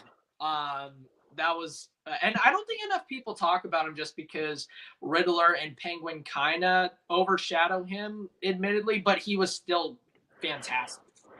And Catwoman, of course, was great. And I'm going to be honest here, best Batman Batmobile model, easily. Yeah, for sure. I love it. So anyway, that could literally be a whole review in itself, everything I just said there, but the Batman is awesome. And coincidentally, but I don't even have to talk about it anymore because it's actually my number 3 as well. Oh, wow. We have a shared pick. So, yeah, there it is. There it is. So, yeah, that's also my number 3. So, I don't even have to talk about it anymore because you just said everything I was going to say. So, yep. But anyways, let's look at the 2 comments here really quick. We got Grant saying my number 3 is The Cathedral. Nice. Cool. Oh, here we go. Jared's number 3 is The Bad Guys. Wow, nice. Top 3. Yep, there we go. And Dell says, love the Batman. We both do. It's amazing. All right. Here we go. Top 2, my friend. Hot takes only. Bring it. All right. Number 2. Oh. Terrifier 2. Number 2, Terrifier 2. Yeah. The number one is horror adjacent. So technically my favorite my favorite horror movie all around, like if you want to count horror adjacent, technically there is something that is one place above it. But my favorite straightforward horror film of this year, gotta go to Terrifier 2. I get it. Terrifier is not for everyone. Very gory. The humor, it might fall flat for some if you're not into how over the top it is, I guess. I mean, you could just look at what I'm wearing right now, and if this doesn't seem appealing, you will not like the movie. Plain and simple. But yeah, no. Just standing there with the glasses on. He's like,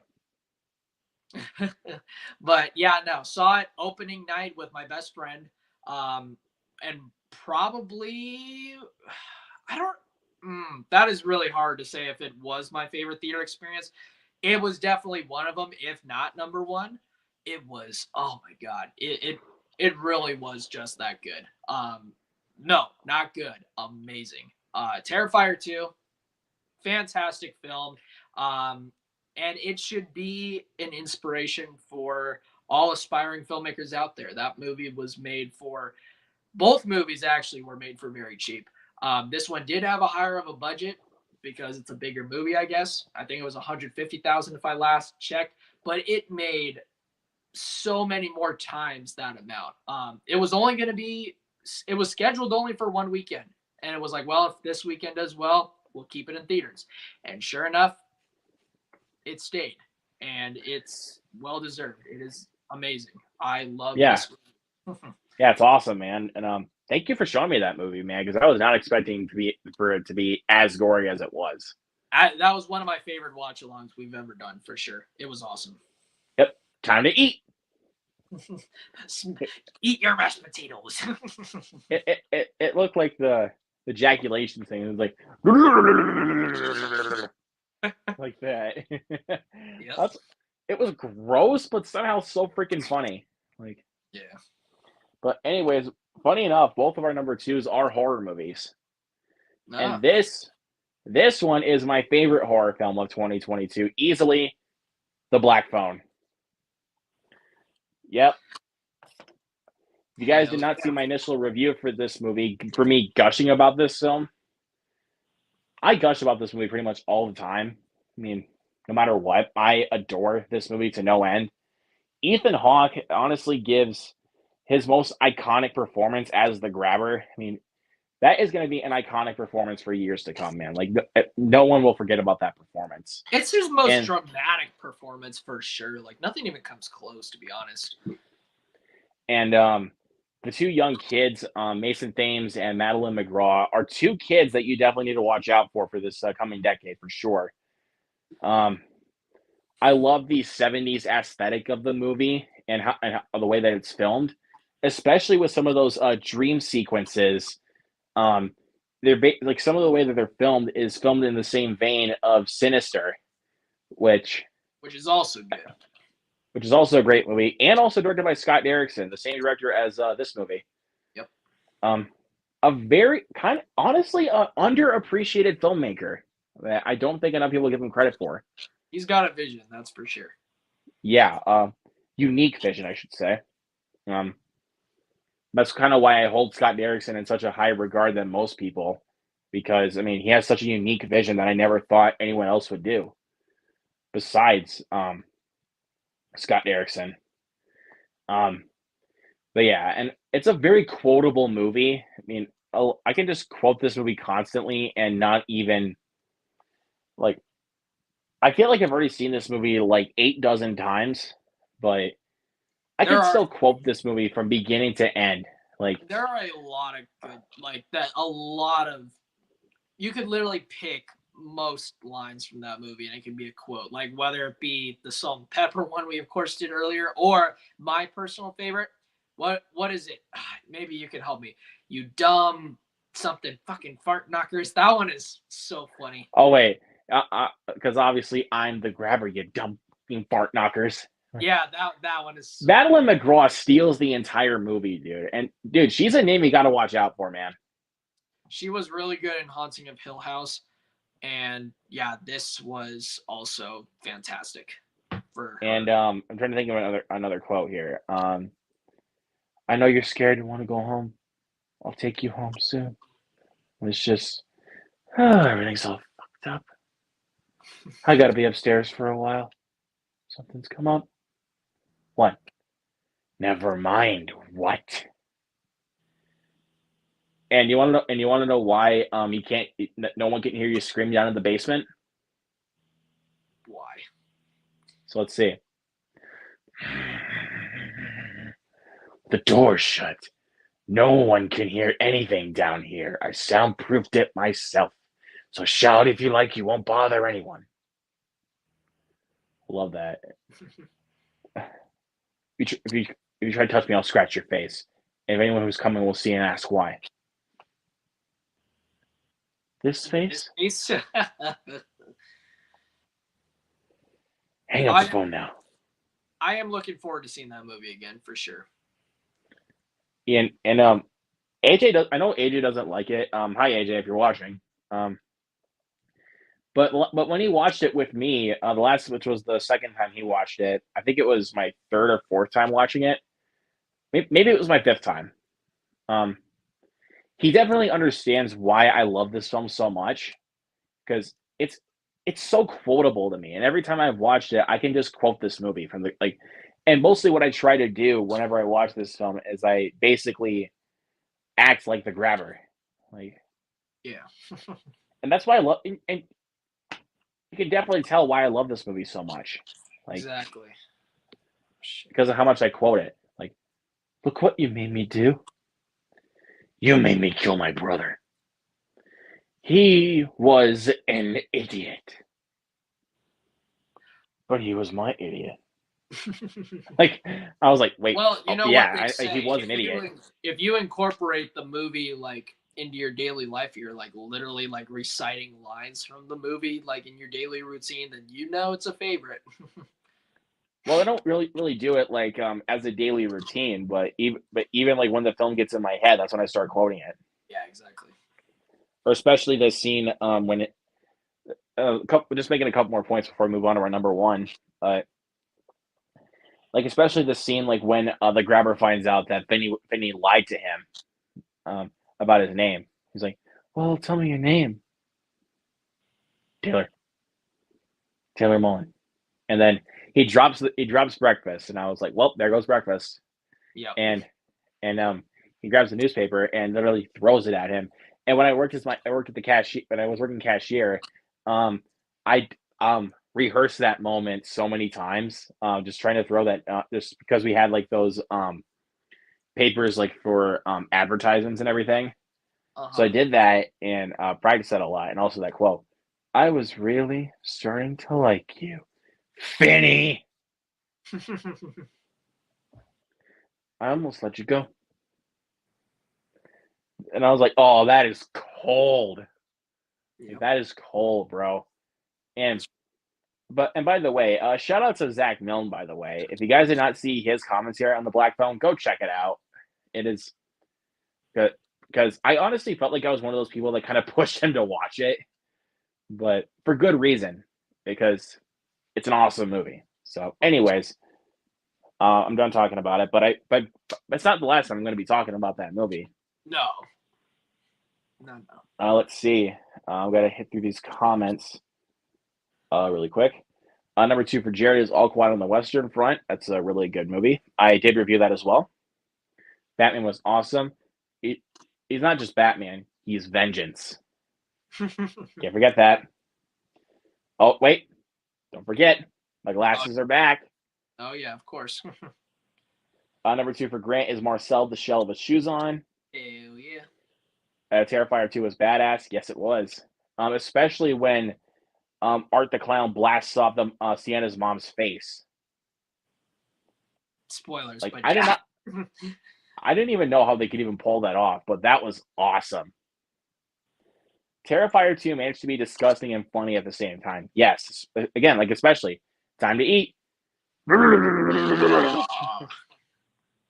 Like, dude, I feel like when I watch that scene, that's how I envision him doing, like. Yeah, exactly. Like imagine like I'm the dead mom, and then you do, and then like you're Art the Clown, and then you just shove that down my throat because I don't have a face. It's like He comes in with the ring, with the dinner bell. He's like I'll get the character. Ready? And then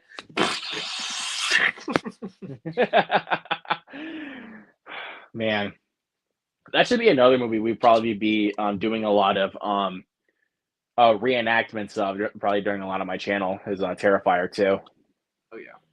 That's that good, man. Ethan's greatest role is in the Before trilogy. Yeah, for sure. Great performance in those that trilogy. Grabber's a close second. That's actually my favorite performance by Ethan Hawke is the Grabber.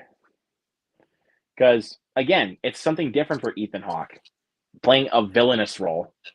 Yeah. Bet you wish they made Grabber pops. Yeah, for sure, man. I would grab one of those. No pun intended. If Eddie had his soundboard. Just like the Art Krispies. Yep. You don't want to be clowning around with that, am I right? Yeah. Come on, man. You like my pun. Oh yeah. Okay. Let's see. Really quick mention from my top 25 here on YouTube. Disney Channel's theme, a history mystery. It's free to watch right now. Oh, okay. I'll check that out soon. But here we are, man. Numero uno. Oh man. Also, here we are. Well, before the big reveal. Okay. I can. I was gonna make sure my phone wasn't gonna die, but I'll get it after I finish. My number one, Jordan Peele's Nope. All right. Yes, sir. So, okay. Let's talk about Nope. So, as I said earlier, technically it's horror adjacent. There are definitely a lot of very haunting and freaky moments in that film. However, I think it's definitely more of an outright sci-fi film first before it's a horror film, but it's definitely horror second most for sure. But for me, it is to me Jordan Peele's magnum opus. It is his marvel of an achievement. I know that usually no pun intended. I know, right? I know it usually goes to Get Out for most people. However, with Nope, don't get me wrong, Get Out is a good movie. I do like it. I'm not a big fan of Us, but Nope to me makes, I'm sorry, this is going to be the big words of the day coming from me. I think Nope makes his past two movies look like Child's Play. I'm just going to be honest. I just think Nope has so much to say. And also the messages and themes are they're just way more up for interpretation. Whereas with Get Out is, bluntly about racism. And Us is bluntly about like society. Whereas Nope, it's about so many things. And none of them are outright said to you, unlike the other two. So I don't know. Nope. It's creepy. It's pretty freaking scary at times too. I'm not gonna lie. Yeah. It looked amazing in the theater. It's visually probably between that and Maverick, I would say, and probably the not Fablemans. Fablemans look good, but the Batman as well. I would say those are all the best visual looking films of the year. But yeah, no, Nope was great. I think it's Jordan Peele's best movie for sure. That's actually kind of a hot take now that you bring that up, but you know what? More power to you, man. Nope was a great movie, but hell yeah. I don't love the way the movie opens though. That's actually my only nitpick with that movie. Oh, really? You don't like the opening? Interesting. I mean, because at first it just confused me. Like, yeah, because I was just like, what is this? Like, this is not the movie I signed in for. Yeah. No, I mean that's fair. You can still hear me. What I'm meaning was like the very first shot of the movie. Like, that's what I was meaning. Like, was the very first shot of the film. It was confusing, but I'm gonna be 100% honest, and obviously I'm not. But once it was explained, I understood it, but I still didn't quite get it, though. Yeah, no, and obviously we're not gonna get into spoilers too much about it, but I will say that actually, while I get where you're coming from, the Gordy sequence to me is my favorite part of the entire movie. I'm not gonna lie. Like, That is my favorite part of the movie, to be 100% honest. But once it's like explained, that's when I started to. That's when I liked that scene. But again, it's just I hated that first shot. Like, like, cause that's the reason why I don't think it's like the best movie of 2022. Because, like my boys, like I mean, with you, I get it for sure. Yeah. But my boy Zach Goller, I mean, he had it as #1 movie, and I was like, okay, I don't necessarily love the way the film, like once like the first shot comes into play, I was like, what did I sign up for? And then all of a sudden the movie just turns, and then it becomes like an awesome film after that. But again, I can't get my mind off that first shot. Yeah. But #1 for me. This is not moved since I first saw it, bro. It has not moved. And when a film, and like, usually at the last second, I can have a film that will sneak right in to be the #1 spot. Not in this case. This film has stayed in the #1 spot for 7 months. Highway to the Danger Zone. Top Gun Maverick is easily my #1 movie of 2022. And I would argue that this is the film that brought back cinema going. Like, we already yeah. This is the movie that because I'm sorry, Avatar fanatics, but Top Gun Maverick was the blockbuster sensation of 2022. Yeah. It's the one that got us all back together. We had a few of them. Like, I would definitely say the Batman was up there too. But you know what though? When it comes to Top Gun Maverick, like, that is, and Everything Everywhere All at Once, I would say would be up there as well. But when it comes to Top Gun Maverick, like, that movie saved the theater. Like, well, No Way Home from last year, from 2021, also saved cinema going, and also Godzilla vs. Kong, Mortal Kombat, films like that. But none of them came close to the success of Top Gun Maverick. I was about to say, but with this one though, this one went from, like, made it to where it's like, okay, like, things are starting to get back on track after COVID and crap, like, messed everything up. But Maverick made it seem like COVID never happened. Like, everything was right. Yeah, everybody came into the theaters and was incredibly pleased with what they had to bring us. And credit goes to Joseph Kosinski, this is easily his best movie. Like, no question. If you ask me what is his best movie, Top Gun Maverick. And easily my favorite Tom Cruise performance, like, of his entire career. I mean, I've always loved him as Maverick, but this movie made me love him even more as the title character of Maverick. And plus, like you understand his teaching methods and why he does that with his students. Like, and because the other, like, captains basically kind of don't get, like, why he does that with his students, but you as an audience member understand it.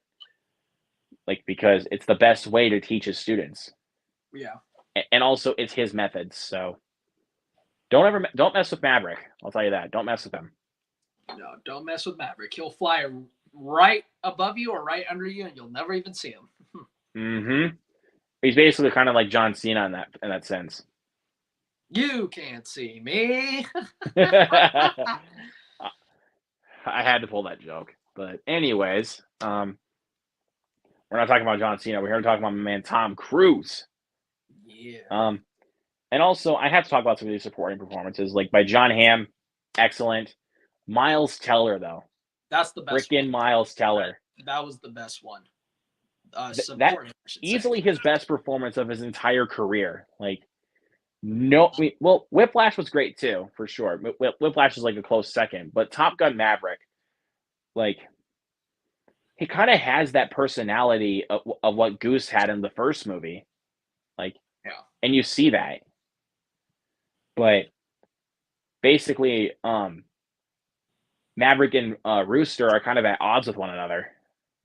Yeah, they start the movie off, like, at very different pages and ways of viewing each other, because Maverick wants to be close with Rooster, and he obviously cares about him a lot, but Rooster just like he's held on a grudge, to his head for a long time. You know what I mean? And so this Mostly movie because is of what like, happened to his father. yeah, So so this movie is kind of like them coming back to terms all these for years later. sure, and also for something that Maverick for something to learn about his son, that like basically to learn something about Goose's son that he never knew. It's also kind of interesting to see the effect of Goose's death on Rooster as an adult.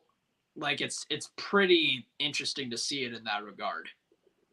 And it works for the film's effect. I mean, That's the entire story. the callbacks to the first film might be a little bit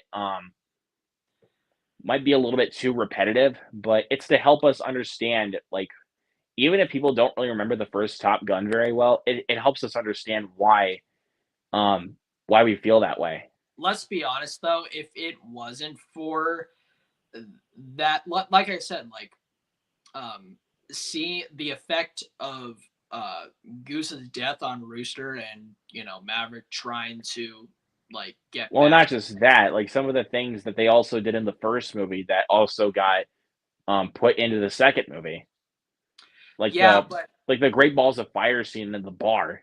Well, yeah, of course, like the callbacks and stuff, but I mean more like what the story itself about Rooster, coming back, wanting to get out there, well, no, not even that, wanting to be back on good terms with Maverick.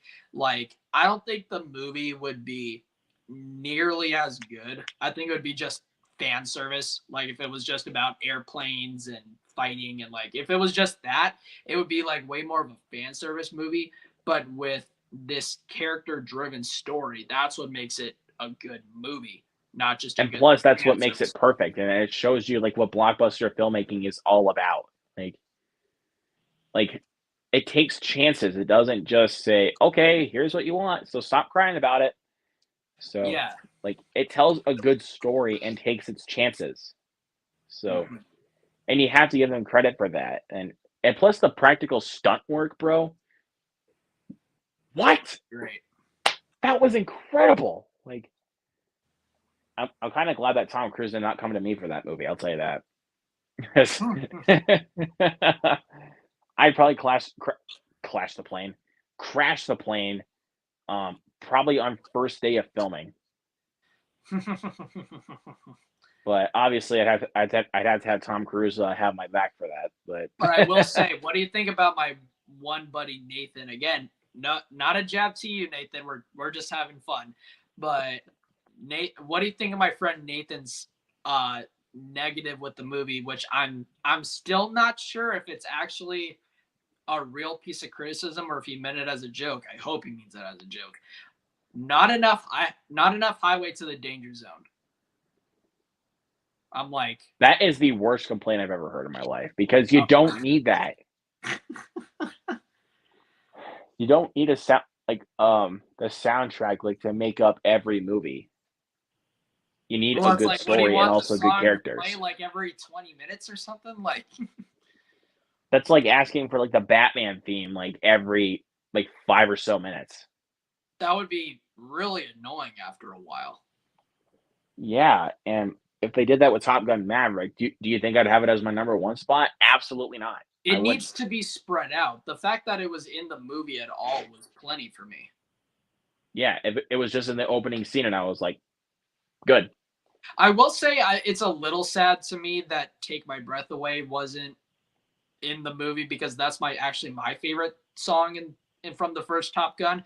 But even then, though, there wasn't a whole lot of intimate love and dovey like there was in the first movie. Yes, there is the Jennifer Connelly storyline, but it's not as intimate as the first movie.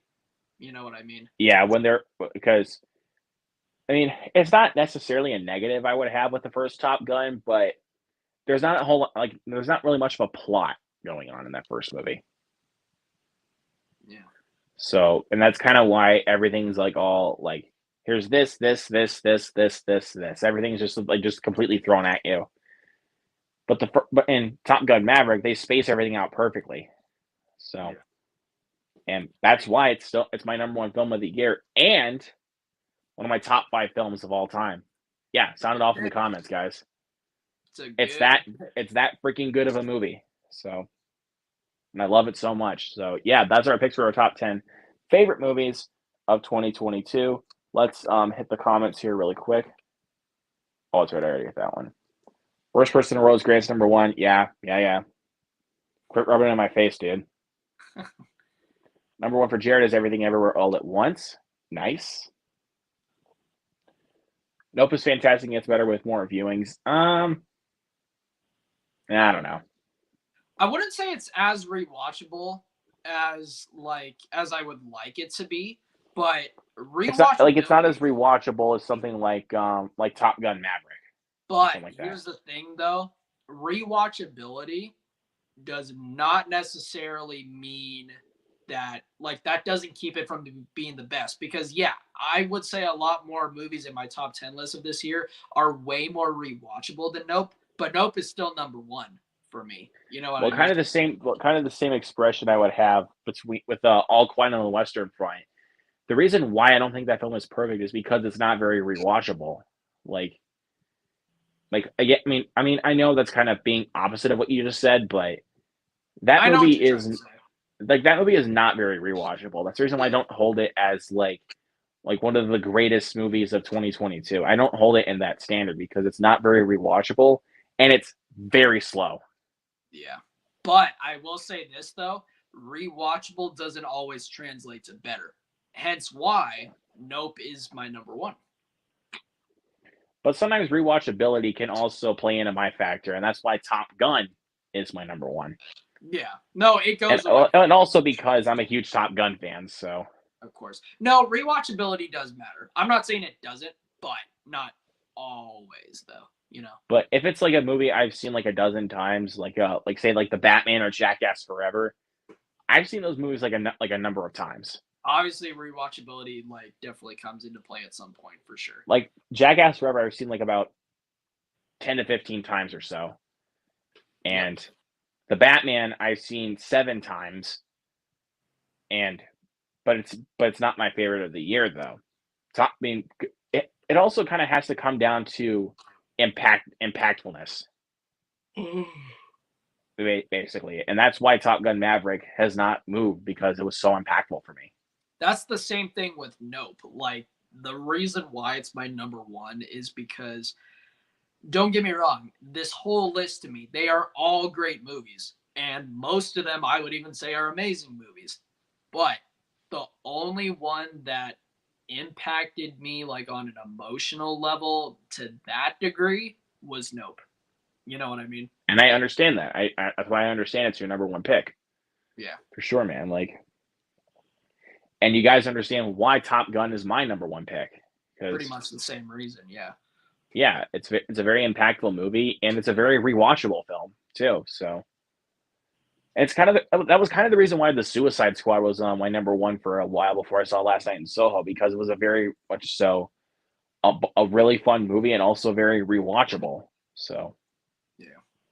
But anyways, let's hit the last few comments before we get out of here. Dell and Eddie think that best performance from Miles Teller is Whiplash, which I completely understand. Rewatchability is a big reason for why Worst Person in the World is my number 1. That's fair, but it's just not for me. So, it is. Sorry, Grant. Sorry, Grant. I still love you. Nope isn't as exciting as fun or isn't as exciting or fun as Maverick, but is just as rewatchable because you can discover new things each time you watch it. Maverick is great, but there's nothing new to find when I watch it. I kind of find I kind of would disagree with that, honestly, because I agree with the first half, but the second part, I would say that I personally did find charm in Maverick a little bit more and more the more I watched it. I know what you're saying. There's no, this big, giant, deep theme I never noticed before. Like that's not like that, but that's the thing though. I don't look for that in a film like this. I think that would be more of a thing with Nope. With Maverick though, for me, I can't really explain it, but the movie did on second watch go up for me like more, and you saw. Yeah, and every time I watch it, I forget. Like sometimes I even forget like how clever the movie is. Like yeah. So, fair enough. Same to you. I have not been watching Last of Us, but I will get to it when the season is finished. So. I'm not watching that show until I play the game, and that's coming up soon. Well, you don't really. I heard you don't really have to play the game though. I know you don't, but the problem is most people who are really enjoying the show though right now have already played through the game or seen game walkthrough of it. And me and Goose are actually going to play through The Last of Us as soon as we're done with. Right now, Bella's playing through the GTA 5 story mode. And as soon as she's done, it's her first time doing that. And once she's done with that, then we're going to play Last of Us. All right. But yeah, guys, that will about do it for our list of our top 10 best movies of 2022. We have been going on for a little over 2 hours. But you know what? We love discussing movies, so we can do this all we want. So, and we're talking about movies we love. So, yeah, exactly. So we have to keep going on and everything. But again, look forward to at least within the next couple of weeks where we will do Scream 3. So I hope you guys are excited for that as we are. Not really. Sort of, kind of. Oh, boy. Well, Eddie, you're lucky that you don't have to come in, man. Because I know you hate it. But anyways, yeah, thank you so much for you guys for coming in. And yeah, it was a really fun time. Fritski, where can they find you, man? Yep, so you can find me at Fritski22 on Letterboxd, Fritski on YouTube, Serialized, and Music Board, and of course as well. And I think I said YouTube. And then Negretti_Alex25 on Instagram. Yeah. And yuck, Scream 3. Your favorite movie. What are you talking about? But yeah, man, hit me up when we get going, so that way you can let Zach and Jennifer know about it. Okay. Yeah, I want to get Jennifer on for one of these at least. Yeah. I'll take a look at what works. All right, but we're gonna head out, everybody. So thank you so much for coming in. We will see you guys in the next one. Peace. Peace.